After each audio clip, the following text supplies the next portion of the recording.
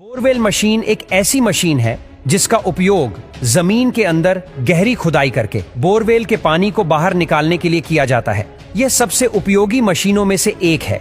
दुनिया के कई हिस्सों में घरों, कृषि और उद्योगों के लिए स्वच्छ जल के लिए इसका उपयोग किया जाता है। यह मशीन 15 मिनट में 7 फीट गहराई करती है, जबकि बड़ी हाइड्रोलिक बोरवेल मशीन 2 घंटे में 20 फीट गहराई करती है। बड़ी मशीन में डीजल प्रति घंटा 60 लीटर और इस हाइड्रोलिक मशीन में 1 घंटे में 4 लीटर डीजल खपत करता है।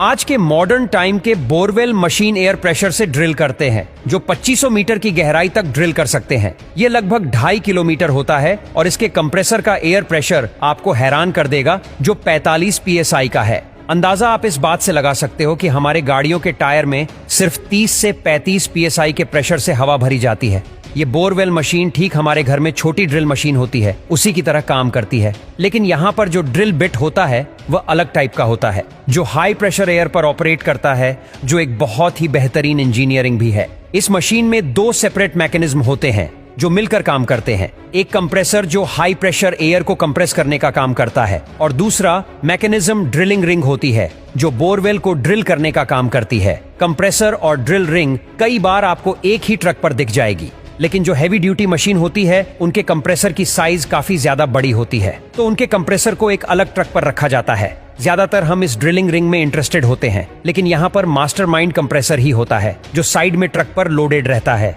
यहाँ पर एक हैवी ड्यूटी इंजन लगा रहता है जो लगभग 400 से 500 HP की पावर का होता है। यह डिपेंड करता है कि मशीन की ड्रिलिंग पावर कितनी है। यदि मशीन 1000 मीटर तक ही ड्रिल कर सकती है तो इसके इंजन की पावर भी कम ही होगी। यह इंजन 12 सिलेंडर का हो सकता है, जो ठीक हमारे नॉर्मल गाड़ियों के इंजन की तरह ही काम करता है। चलिए देखते हैं कि ये काम कैसे करता है। कंट्रोल बोर्ड से मेन पाइप को डायरेक्टली इन स्प्रिंग के पाइप से कनेक्ट किया जाता है, जिसमें एक्सट्रीमली हाई प्रेशर को भेजा जाता है। इसलिए यहाँ पर यह पाइप मजबूत स्टील के बने होते हैं। इन पाइप के आगे ड्रिल बिट लगा रहता है जो असल में एक हैमर होता है, और यह हैमर कितने ही मजबूत पत्थर को तोड़ सकता है, जो अपने आप में एक बेहतरीन इंजीनियरिंग काम करता है।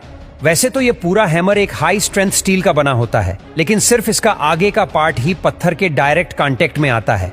हैमर के पीछे एक भारी भरकम पिस्टन होता है जो हैमर पर कंटिन्यू स्ट्राइक करता है, और पिस्टन के ऊपर लगा रहता है एक खाली सिलेंडर। पिस्टन के ऊपर और नीचे 2 चैम्बर है जो पिस्टन को ऊपर से नीचे की तरफ फोर्स लगाएगी।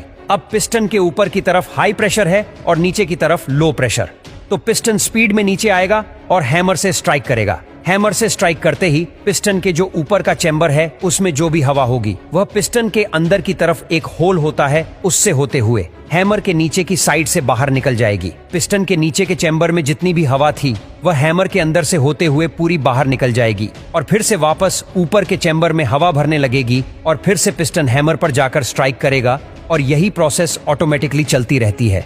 और ये काम इतना फास्ट होता है कि ये पिस्टन 1 मिनट में 50 से लेकर 50-100 टाइम्स स्ट्राइक करता है।